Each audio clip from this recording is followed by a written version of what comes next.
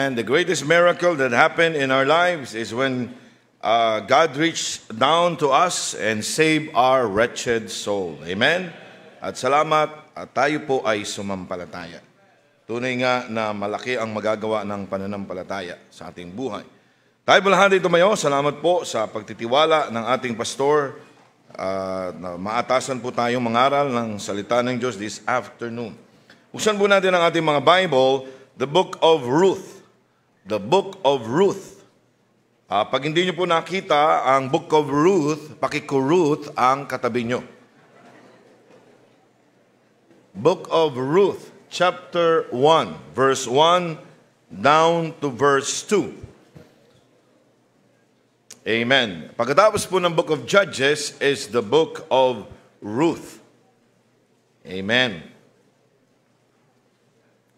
Verse 1 and verse 2, basahin po natin sabay-sabay. Ready? Are you there? Amen. Basahin po natin. Ready, read. Now it came to pass in the days when the judges ruled that there was a famine in the land.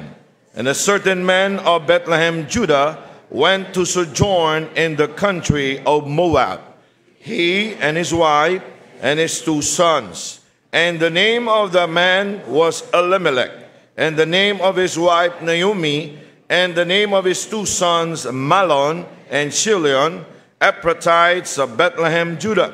And they came into the country of Moab and continued there.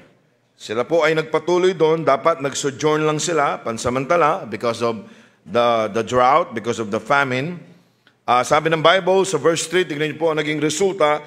And Elimelech, Naomi's husband, died, and she was left of her 2 sons. At ang sabi po ng Bible, and they took them wives of the woman of Moab. The name of the one was Orpah, and the name of the other Ruth. And they dwelt there about 10 years. So nanatili sila for 10 years. And then after that, verse 5, and Mahlon and Chilion died also, both of them. And the woman was left of her 2 sons and her husband. So, so verse 6, then she arose with her daughters-in-law that she might return from the country of Moab. For she had heard in the country of Moab how that the Lord hath visited his people in giving them bread. Wherefore she went forth out of the place where she was, and her 2 daughters-in-law with her, and they went on the way to return unto the land of Judah. Alam natin si Orpah, hindi siya sumama. Si Ruth, sumama po siya. The rest is history. The Bible says in verse 20, in verse 19, so the 2 went until they came to Bethlehem, and it came to pass when they were come to Bethlehem, that all the city was moved about them. And they said, is this Naomi? And she said unto them, call me not Naomi, call me Mara, for the Almighty hath dealt very bitterly with me. Hindi naging maganda ang kanyang desisyon. Verse 21, I went out full, and the Lord hath brought me home again empty. Why then call ye me Naomi, seeing the Lord hath testify against me, and the Almighty hath afflicted me. Ito pong kasaysayan po nito ay makukuhanan po natin ng maraming katotohanan na ma-apply natin sa ating mga buhay. Amen? Ang mga pangalan po sa Bible ay may signification. Meron pong importance na pwede natin magamit sa ating buhay. Tayo po'y manalangin. Panginoon, i-bless po ang pag-aaral ng inyong salita. Kayo pong maluwalhati, kayong may taas, at salamat po sa aming pastor. Thank you, O God, for his life. Thank you for his steadfastness sa pananampalataya. At ito po ang bunga ng pananampalataya na binigay niyo po sa kanya, Panginoon. Thousands of people got saved. Thousands of people are serving you in the ministry. Bless you po ang inyong mga lingkod na ginagamit sa mga churches. Pagpapalain niyo po ang aming pastor as he preach your words sa celebration ng anniversary po, Panginoon, sa Las Piñas. In Jesus' name I pray, amen. You may be seated. Makakaupo na po ang bawat isa. Dito po sa verse 2, pinangalanan lahat ng pinangalanan yung character sa Bible. Okay? Para maunawaan po natin. Hindi lang po ito ibinigay ng Bible bilang randomly, kundi meron po itong importansya. Ang Elimelech, verse 2, Elimelech, it means, my God is king. Okay, sulat niyo po. Elimelech, it means, my God is king. Naomi means, my desire. My desire. It means pleasant. Okay, ano yung Elimelech? Okay, my God is king. Ano yung Naomi? Pleasant or my desire. Ang ibig sabihin ng Malon, it means sickly. Sickly, masasakitin. Sickly. Okay, si Chilion, it means, hindi po ito yung hindi ito yung paborito niyong pagkain. Okay, Chilion, it means pining. Pining means suffering from physical and mental decline because of a broken heart. Wow, siguro siya ay nabasted. Okay, hindi sila nagkatuluyan, kaya ang kanyang pangalan is Chilion. Okay, pining. Bethlehem, Judah. Ibig sabihin ng Bethlehem, Judah po dito, it means, binanggit po siya sa verse 1, and a certain man of Bethlehem, Judah, went to sojourn in the country of Moab. Bethlehem, Judah means house of bread. Sabihin nyo nga, house of bread. Okay, ang ibig sabihin naman ng Moab, it means washpot. Ito yung resulta ng incestuous relationship ng tatay at ng anak. Okay? Naalala nyo, yung daughter ni Lot, siya ay linasing at nagkaroon ng resulta, ito yung Moab. Ito yung ang nanay nila ay yung anak ni Lot. Okay? So they were cursed sapagkat ito po'y galing sa incestuous relationship. Kaya ang ibig sabihin ng Moab, it means wash, pot, hugasan ng paa. Okay, so si Elimelech, my God is king, and Naomi, which is pleasant, my desire, na may anak na sickly, which is Malon, na may anak na pining, which is Chilion, ay naninirahan sa house of bread at nagkaroon ng famine at umalis sila sa house of bread, pumunta sila sa Moab, which is wash spot, hugasan ng paa. Bakit po nagkaroon ng famine? Tandaan po natin mga kapatid, mahalaga ang pangalan. Hindi po ito aksidente. Inilagay ito ng Panginoon sa Biblia para matutunan po natin. You see, names to them matters. Tayo mga Pilipino, hindi. Okay? To us Filipinos, sometimes it means nothing o minsan pamahiin. Okay? Bigyan ko kayo ng sample. Si Big Bang. Si Bing Bang, ibig sabihin nito, always in a rush, like a whirlwind. Bing Bang. Si Daisy Ducot, always losing things but never her spirit. No? Ganda siguro yung pangalan ng anak mo, Daisy Ducot. Si Manny Pacquiao, loves sour dishes more than anything. Si Luningning Liit, okay, the little spark that brightens everyone's day. Wow, ganda ng pangalan, no? Luningning Liit. Okay, si Dodong Canto, the neighborhoods go to buy for gossip. Oh, marites to, maritos, lalaki. Okay, si Tintin Tawa, laughter is her middle name. Okay? Si Ningning Kulot, the curly-haired bundle of sunshine. Wow. Ito naman po maganda siya. Si Tikboy Tiktilaok. Ganda ng pangalan mo, no? Wakes up the entire block with his early morning crowing. Okay? Yung tutitulaok siya. Cheche Boreche. O yan. Pangalan pala siya. Si Cheche Boreche. Double the trouble, double the fun. Si Toti Todo, all or nothing, there is no in between. Si Lala Lamon, foodie extraordinaire, always up for a feast. Ito yung mahilig sa piyesta, no? Si Lala Lamon. Si Mang Bertong Barok, the master of tales and exaggerated stories. Okay, ini-exaggerate niya yung mga kwento. Si Babot Babad, always in deep thought, even in shallow waters. Okay, ito naman may mga Filipino names converted to American names. Alam natin ito. Si Demetria Dagdag, naging Americanized si Debbie Moore. Si Rogelio Dagdag, Roger Moore. Okay?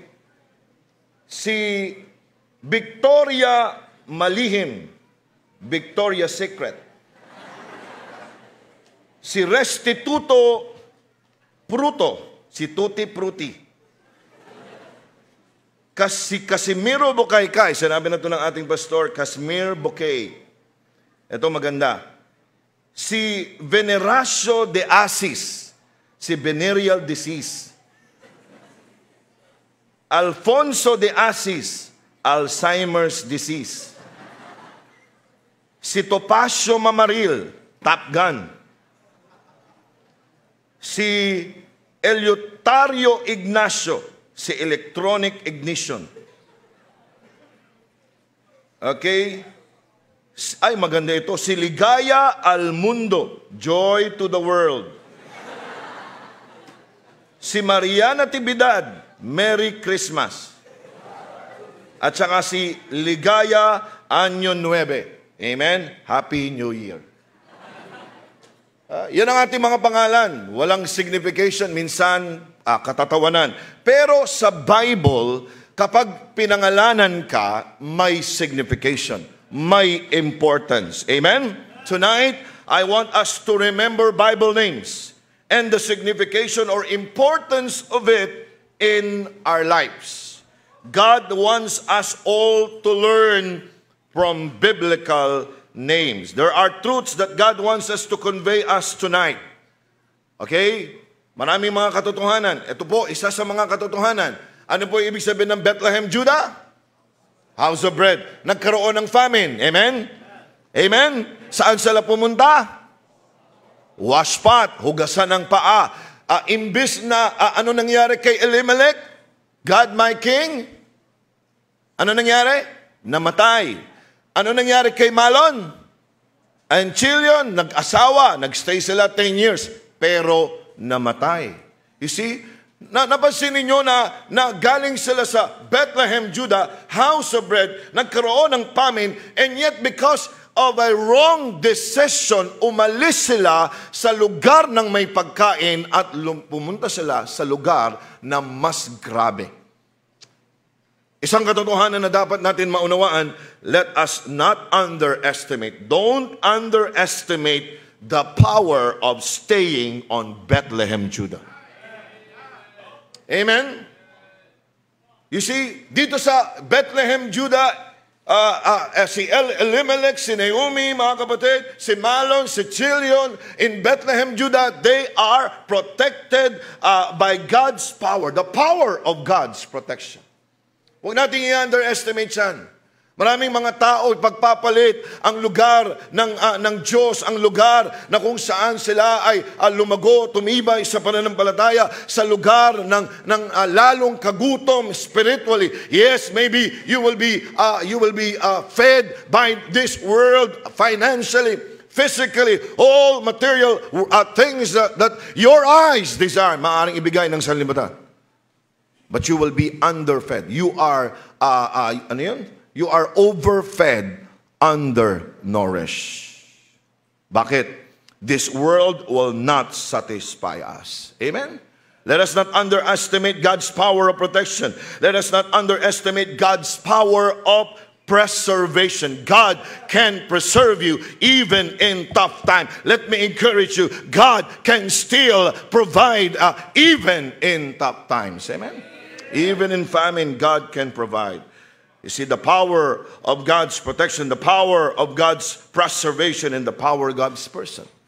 Yan ang inalisan nila. Diyan sila umalis. The house of bread.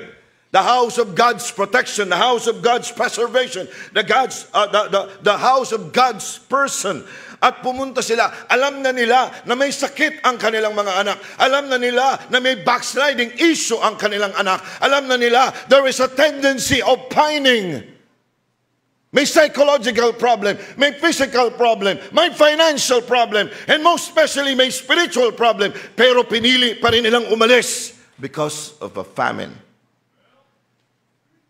Not only don't underestimate the power of staying on Bethlehem, Judah. Another, don't undervalue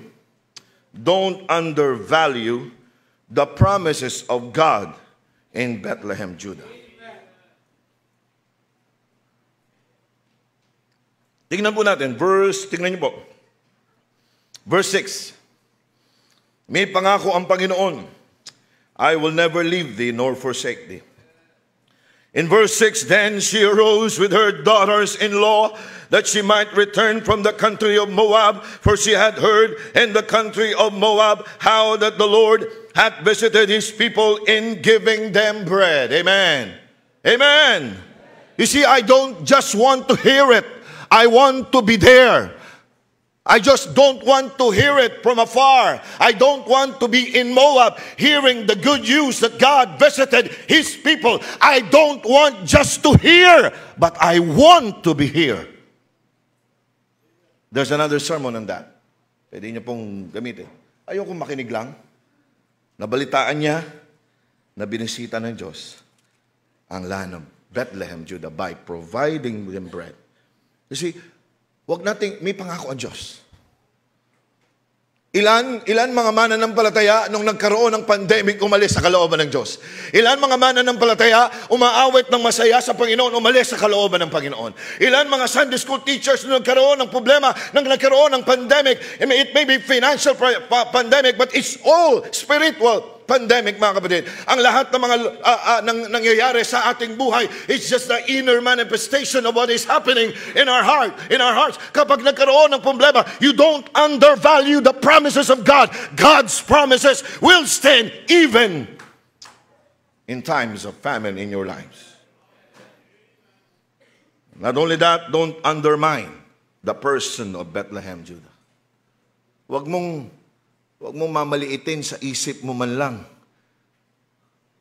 ang Diyos ng Bethlehem, Judah. Amen? Minaliit nila sa isipan nila. Ano magagawa ng Diyos namin? Ano magagawa ng pandesal? Ano magagawa ng oatmeal? Ano magagawa ng pandikoko? Gusto ko pumunta doon sa Moab. Baka may steak doon. Baka may eat all you can doon. Baka may smorgasbord doon. Baka may shakis doon.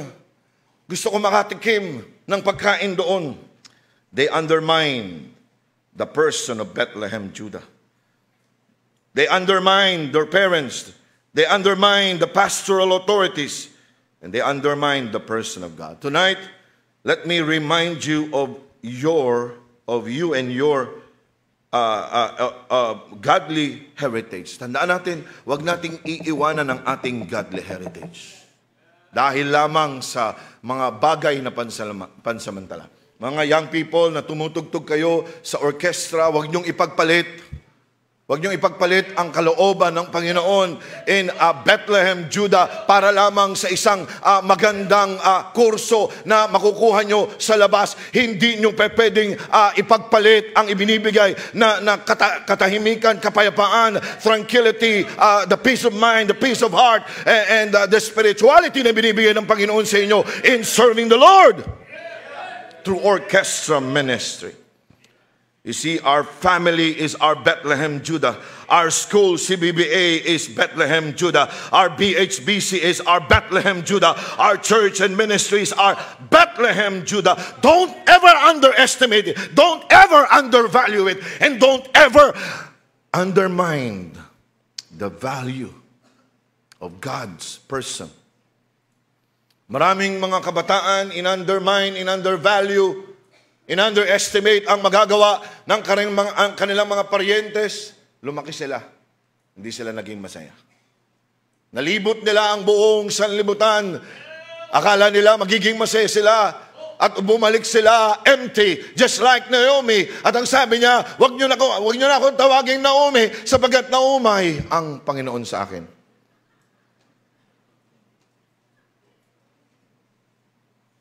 Pleasant. My God is King. They are in Bethlehem, Judah, house of bread. They have a son named Mahlon and children. They are sickly, they're pining away. And yet, nagsojourn sila. Nagbaka sakali sila. Baka mas maganda doon, baka mas maganda sa Australia, baka mas maganda sa Canada, baka mas maganda sa Switzerland, baka mas maganda sa mga country na yan. Kapag wala ka sa kalooban ng Diyos, hindi ka pagpapalain ng Panginoon. Even if your name is God is my King, even if your name is Naomi, you have to understand, you have a son, Mahlon. You have a son again, Chilion. Sa paglayo natin sa Panginoon, there is only a 25% of survival. Apat silang umalis. Ang isa representing 25%. Tama po ba? Tama po ba? Apat sila. Bumalik isa na lang. There is 25% of survival kapag umalis ka sa kalooban ng Diyos. But there is 100% rate of survival. Amen? When you stay sa kalooban ng Panginoon. You see? Salamat mga kapatid na maraming mga Kristiyano, when famine comes, when drought comes, when merong uneasy tide na nangyayari, hindi sila umalis. Nag-i-stay lang sila at hahayaan nila ang Panginoon kumilos. You see, parents may survive, but how about the children? Mostly affected are the children when there is a move from Bethlehem, Judah to Moab. Listen, the law of first mention sa Bible, it will not change. Kaya sinabi ko po sa inyo, may signification ng pangalan. Bethlehem, Judah will remain Bethlehem, Judah, even there's scarcity. Bethlehem, Judah will still remain Bethlehem, Judah, as a house of bread, as a place promised by God, even there's scarcity, even there's famine, even there's a problem, even there's difficulty. God is still there. Amen. And when you go out to Bethlehem, Judah, at ikaw ay pumunta sa Moab, you are undermining, you are undervaluing, you are underestimating yung kapangyarihan ng Diyos, yung pangako ng Panginoon, at yung persona ng Diyos. At naapektuhan yung mga mahal natin sa buhay na hindi nila alam kung ano nangyayari. Bakit all of a sudden, ba't biglang umalis tayo? Masaya ang mga bata na umaawit para sa Panginoon. Masaya ang buong pamilya na naglilingkod sa Diyos. Bigla kayong aalis kasi nagkaroon ng famine. How about the kinsmen's? He survived. Naalala nyo? Na nung si Ruth bumalik at nagkaroon sila ng conversation ni Boaz. Ano sabi ni Boaz? Sabi niya, meron pang kinsman. Kinsman's redeemer. Ibig sabihin, near kin. Kamag-anak. Kasi ang kanilang kostumbre, mga kapatid, tandaan natin, namatay si Mahlon, namatay si Chilion, at merong natira, mga kapatid, na Orpah at saka si Ruth. At ang sabi ni Naomi sa kanya, maghihintay ba kayo na magkaroon pa ako ng asawa? At pag nagkaroon ba ako ng asawa at nagkaroon ako ng anak, mahihintay nyo, lumaki. Tigulang na kayo nun. Kaya sabi niya, umuwi na lamang kayo. Pinauwi niya yung dalawa, pero ang natira ay si Ruth. At naalala nyo mga kapatid na nagkaroon ng love story about Boaz and Ruth. At meron pang mas malapit na kamag-anak. Kaya anong sabi ni Boaz? Maghintay ka. Pupunta ako pupuntahan ko yung near kinsman. at i-advertise ko. Kapag hindi kanya binili, ako ang bibili sa'yo. At in-advertise. Nag-usap sila. At nung nag-usap, sabi niya, may naiwan yung yumao na inheritance, kailangan mong bilhin. At kapag binili mo, sabi niya, kailangan mong kuhanin din itong asawa ng yumao, si Ruth.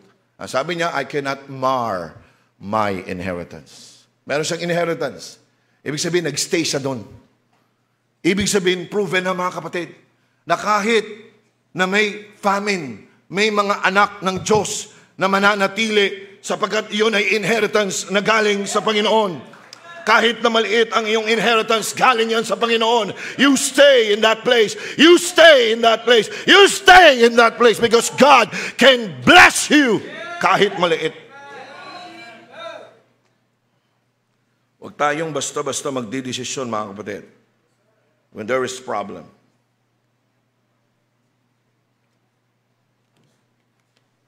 Another thing that I would like us to observe, sinulat ko po siya dito, it should only be sojourning.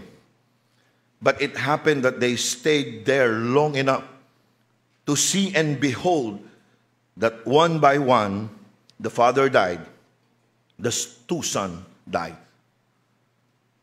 My question tonight is this: kailangan ba tayong matuto ng matagal?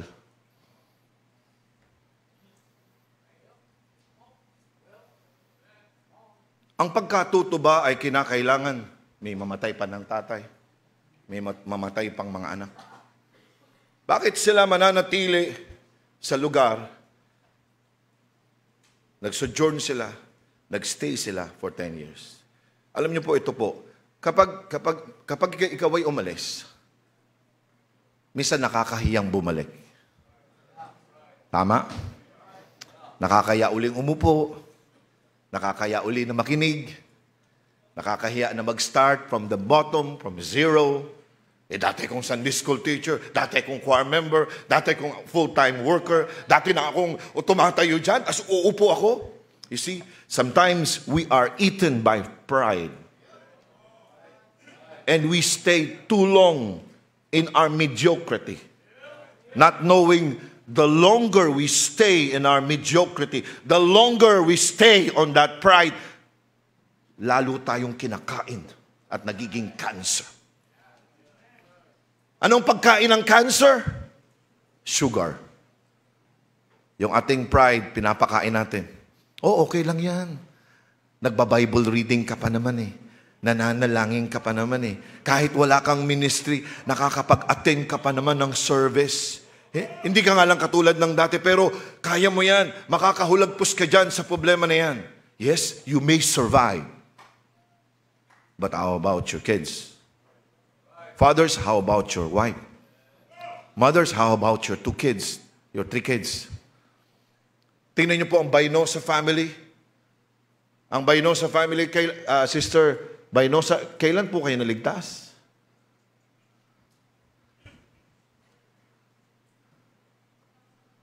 (2004) 2004 naligtas. Doon po sila sa dulo ng walang hanggan.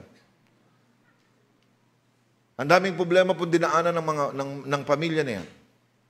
Sinusundo ko po yan doon sa basurahan. Dating basurahan. May lalakarin po ako ng mga mga maliliit na mga bundok, and then mga basura, and then doon sa bahay po nila ay napakaliit lang, wala talagang gamit. Ang sasalubong sa akin ay 1,000,000 bangaw. Tama po ba? Hindi naman po ako nag-exaggerate, right? Dadaling ko yung anak niya, ang pangalan Angelo. Si Angelo Baynosa. Minsan ginamit akong illustration ni Pastor Ed dito. O ni John Shook yata. Karga-karga ko, may pigsa po siya. No? Pero nag-stay siya. Nung kayo po ay naligtas, ilan pa lang po ang anak ninyo? 3 pa lang. Ngayon po, 11 na. Pero nasa kalooban ng Diyos.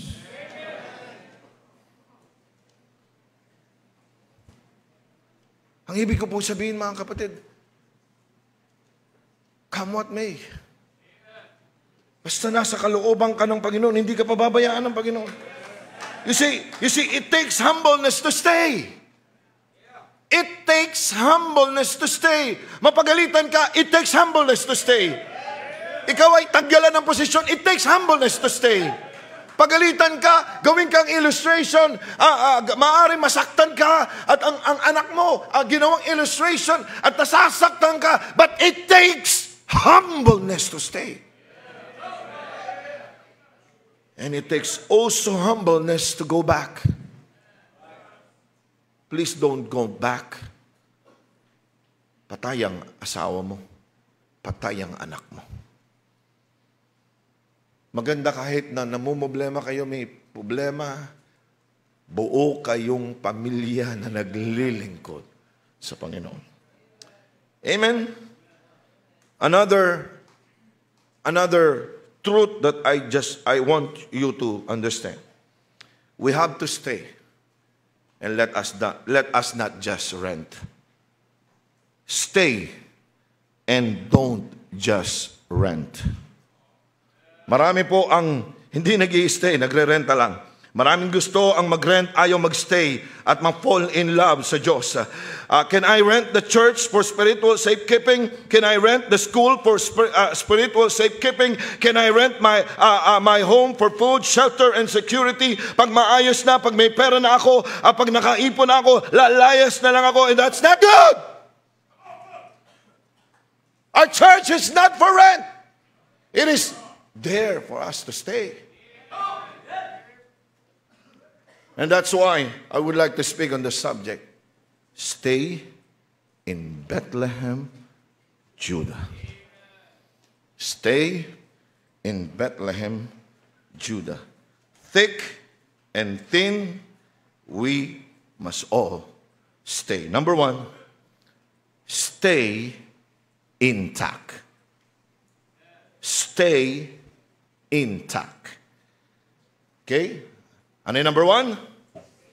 Stay intact. Don't lose hope. Huwag kang mawawala ng pag-asa. Mga young people, mga young men, mga working single men, huwag kayong mawawala ng pag-asa.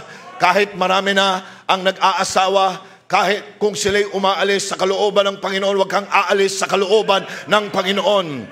It is better to be single, pero ikaw ay nasa kalooban ng Diyos, kaysa ikaw ay may asawa at ikaw ay wala sa kalooban ng Panginoon. It's better to stay, amen, in the will of God. Don't lose hope. Don't lose hope. There is a visitation time. God will visit His people. Then she arose with her daughters-in-law, and that she might return from the country of Moab, for she had heard in the country of Moab how that the Lord had visited His people in giving them bread. Kapag ang Diyos ang nagbisita, hustong sukat, siksik, liglig, at umaapaw. Amen. Maraming mga mananampalataya po dito, they stay. Come what way. Through thick and thin. Naging intact ang kanilang pananampalataya. Lalo nating napatunayan na ang pananampalataya na meron tayo ay hindi huwad. Hindi peke. Kundi totoo. Amen. Don't lose hope. Don't lose faith. A simple famine will not ruin our eternity more than a wrong decision of moving away from God-intended blessing. Hindi makakaapekto sa ating eternidad ang konting problema, ang konting pasakit, ang konting difficulties more than a wrong decision going to Moab na ipo-forfeit mo ang intended blessing ng Diyos para sa iyo. Sir, baka ako naman yung Ruth na makabalik at merong Boaz. Paano kung ikaw ay si Orpah? At bumalik sa Diyos-Diyosa. Napangasawa niya na yung galing sa Bethlehem, Judah, pero hindi pa rin siya naniwala Maaring kinuwentuhan siya ng kanyang asawa, pero hindi siya naniwala. Etong si Ruth ay naniwala. Alam mo ba, doon sa other side of the sea, etong ginagawa namin, kumakanta kami ng Blessed Assurance, Jesus is mine. Faith is the victory. Oh, kanon. Parang gusto kong pumunta doon. Pero si Orpah, naging biktima siya. See, let's stay intact. We have 100% survival rate together in God's perfect will than outside the will of God. Look at the near kinsman. He did not mar his inheritance. Bakit nagstay siya? Mas maraming blessing ang ibibigay ng Panginoon sa atin, sa pag-i-stay natin, kaysa paglayo natin sa Panginoon. Tingnan niyo po yung mga mananampalataya nagstay. Amen. Hanggang ngayon, umaawit pa rin sa choir. Hanggang ngayon, sila ay pinagpapala ng Panginoon, nakakatugtog sa orchestra. Ngayon ay mga usher na nakabalik sa gawain ng Panginoon. Tingnan niyo po yung mga mananampalataya. They were scattered. Imagine niyo yung sinabi ni Naomi. Tingnan niyo sa verse 19. So the two went until they came to Bethlehem. And it came to pass when they were come to Bethlehem that all the city was moved about them. And they said, hindi nila makilala, Is this Naomi? Is this Naomi?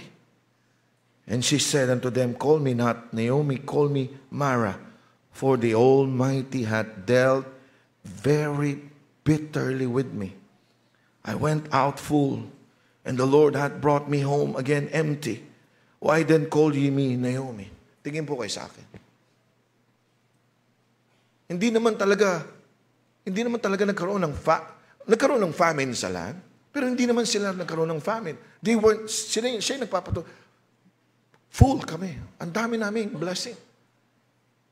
Pag ikaw ay umalis sa gawain ng Panginoon, sa kalooban ng Diyos, charge ka pa dito. Full charge ka pa. Pero pag wala ka na sa kalooban ng Diyos, yung battery mo, paubos ng paubos. Ay mga tatay, dito, minsan nagpi-flicker yung spiritual battery natin at magre-recharge tayo. And then we will face again the world with a full charge spiritually, at kaya natin uli na sagupain ang sanlibutan ito sapagkat tayo, alam natin, may simbahan tayong pupuntahan at mapupuli charge ulit tayo. Pero pag nawala ka na sa gawain ng Panginoon, pag ikaw ay na-pressure ng sanlibutan ito, walang magcha-charge sa'yo spiritually. God put you here for a purpose. God saved you for a purpose. God put you here for a purpose. Sabi ng ating pastor, kung ikaw ay may problema, mag-tender ka ng resignation sa Diyos. Sapagkat hindi naman tao ang naglagay sa iyo dito. Ang Diyos ang naglagay sa iyo. And the Lord added to the church daily such as should be saved. Stay intact. Minsan, pinepeke mo lang. There is the grace of hypocrisy. Kunwari, mabait ka pa ngayon, amen? Kunwari, spiritual ka, pa-amen ka. Kunwari, okay ka, sa bihis. Pero tagilid na yung lakad mo, tagilid na yung puso mo, tagilid na yung isip mo. Stay intact. Makinig ka lang. Umupo ka lang. Sabi ng ating pastor, kahit wala kang gana kumain, kapag nasa hapagkainan ka na, at kapag nagkaroon ng uli ng lasa at ikaw ay nagutom, pwede kang magpiesta. Pero sa labas, ang iinuman mo, hugasan ng paa. Wash pot. Bethlehem, Judah will still remain Bethlehem, Judah. Wash pot. Moab will still remain wash pot. Come what may.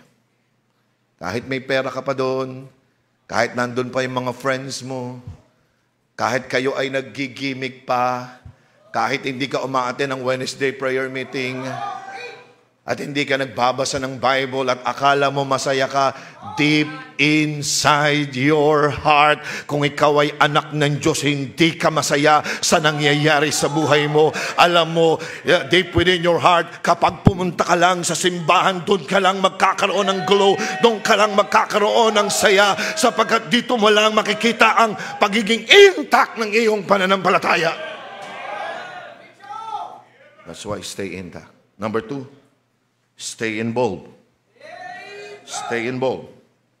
If we will observe what is going on in the activity in Bethlehem, Judah, they were busy in God's place. Be busy in God's place. Busyness in God's place will replace our worrying. Diba? Kailan tayo mas lalong nagwo-worry? Pag wala tayong ginagawa.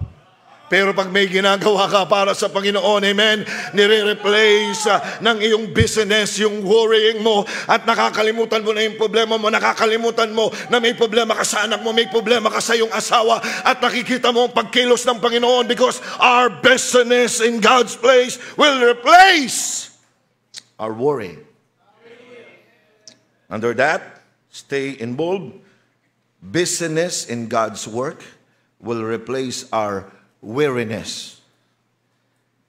You see, our worry causes our weariness.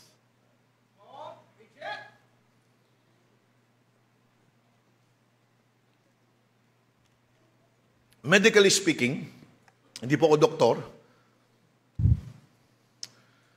Nurse pa lang po ako. At least hindi midwife. Medically speaking, ang isang tao, kapag stress siya, tumataas ang kanyang blood pressure at ang kanyang blood sugar. Bakit po? Yung tinatawag na hormones na cortisol.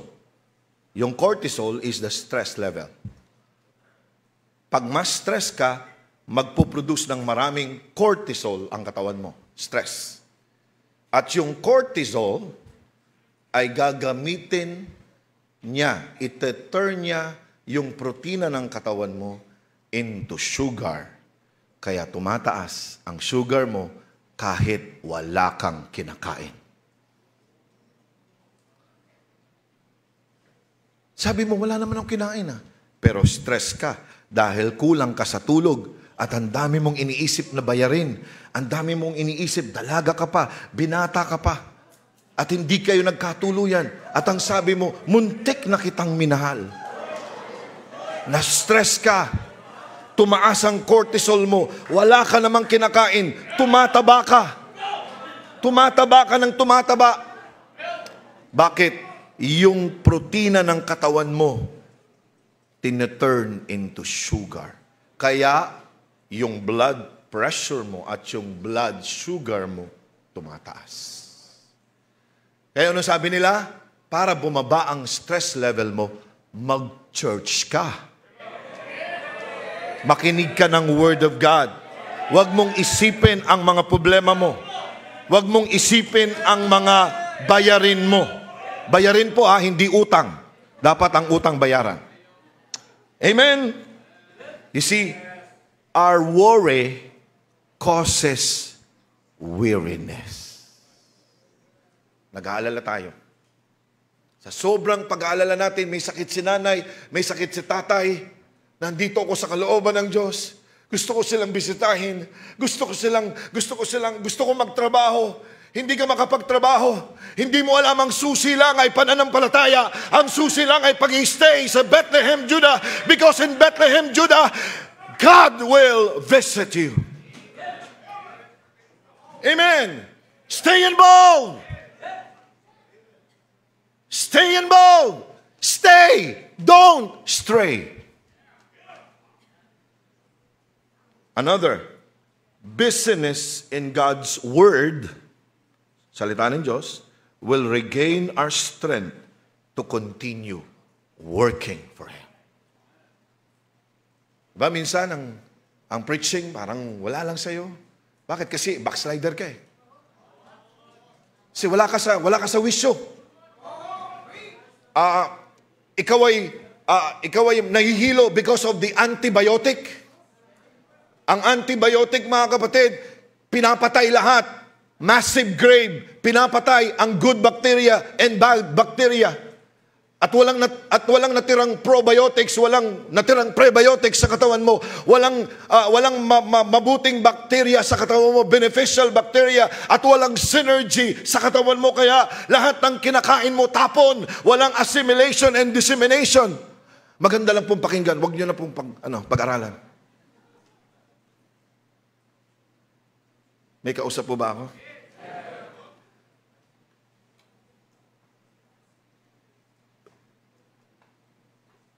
Maraming antibiotic na ginagawa ang sanlibutan ito na pinapatay lahat ng mga beneficial na mga preaching, Sunday school lesson at mga principle na ibinigay sa iyo.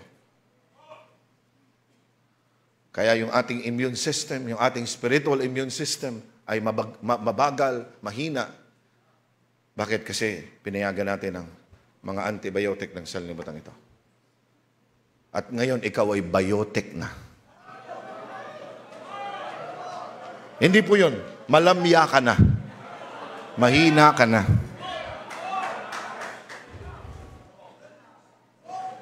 Opo. Lahat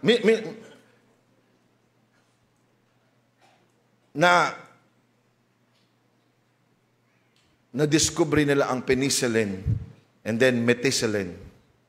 Bakit po? Gawa ng bacteria.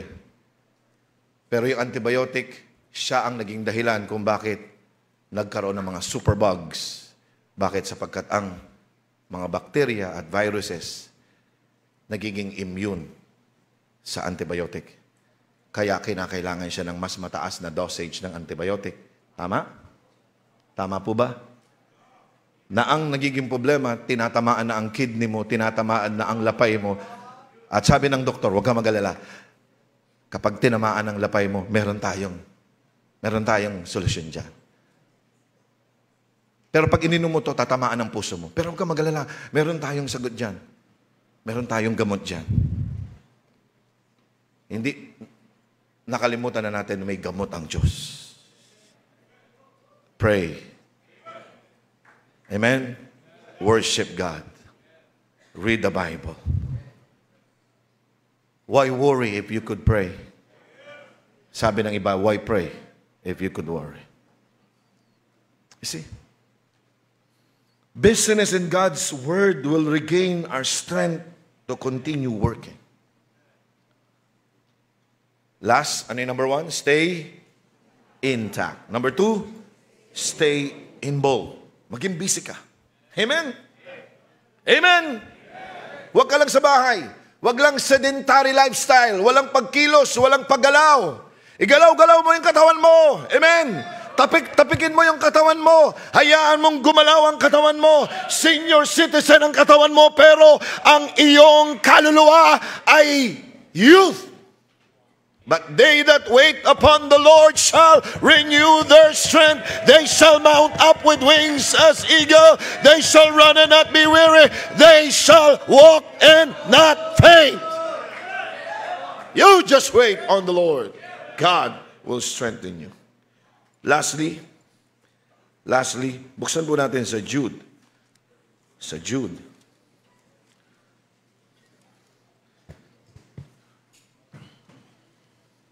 The Bible says,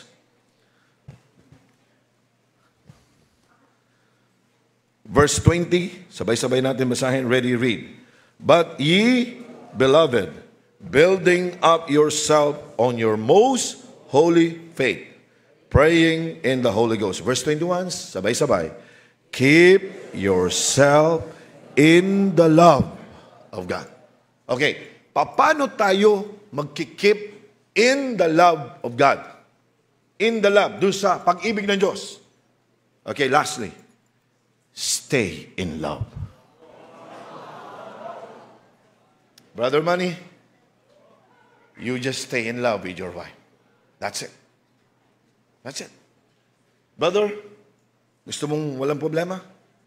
Stay in love with that lady. Stay in love. Mga husband, lahat nga po ng mga husband, pakitayo. Lahat ng mga husband.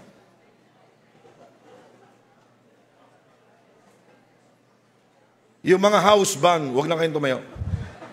Mga tatay sa bahay. Okay, ito lang po solusyon. Stay in love. Stay in love.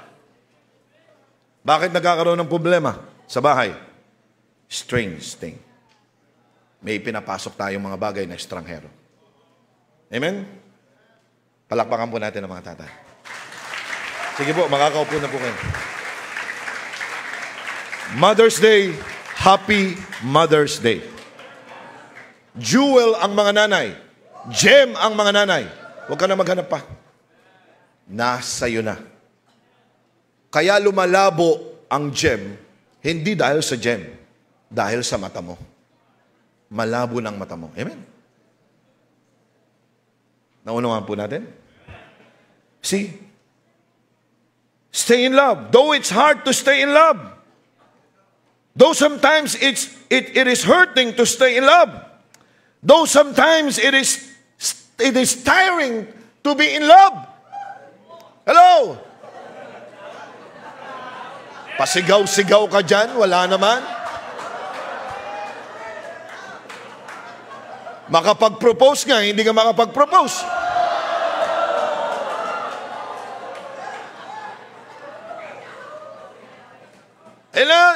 Let us fall in love with our family. Let us fall in love with our spouse. Let us fall in love kasama ang ating pamilya sa gawain ng Panginoon. Why? Because when we fall in love, we are not underestimating, we are not undervaluing, and we are not undermining the person of God.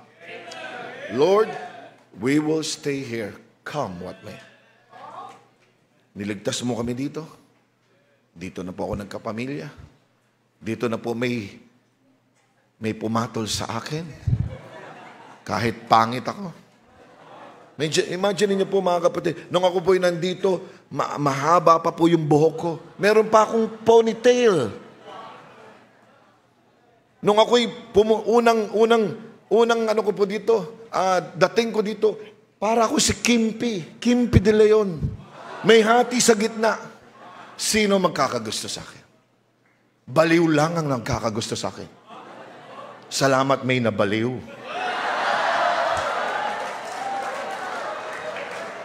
Hindi ko po sinabing may baliw, may nabaliw. Kung hindi ako nag-stay dito, anong mangyayari sa akin? Stay in love. Amen. Stay in love with soul winning. Stay in love with a standard. Stay in love with separation. Stay in love with the scripture. Stay in love with serving God. Stay in love in sacrificing for God. Amen? Stay in our post and let God do the impossible and the miraculous. When you stay, one day, you will not only hear that God visited Bethlehem, Judah. You're there. Hindi mo mararanasan magrenta sa ibang lugar. Maraming mga Kristiyano, umalis sila. 36 years, 35 years na sila sa gawain dito. Hindi nila 36 years magkakaroon ng aircon. Hindi nila naranasan ang simoy ng aircon. Ikaw, bago ka pa lang. Huwag kang magplanong umalis. Mararanasan mo pa ang 5,000 sitting capacity auditorium. Mararanasan mo pa na papalitan ng pangalan ng subdivision na ito ng Saint the Baptist Compound. Mararanasan mo pang pumunta katulad ng mga ushers dun sa Ragay. Amen! At makakapag-boat riding ka, makakapag-horse riding ka, at magkakaroon ng zip line, papunta dito, papunta doon. Pero pag umalis ka, Pag umalis ka, hindi mo mararanasan. Let us stay in Bethlehem, Judah. Dakilang Diyos, salamat po sa inyong salita. Salamat, Panginoon, that you are our King. And our life will be pleasant staying in Bethlehem, Judah. It is not easy to stay here, yet it's not hard. It is not easy in the ministry, yet it's not hard.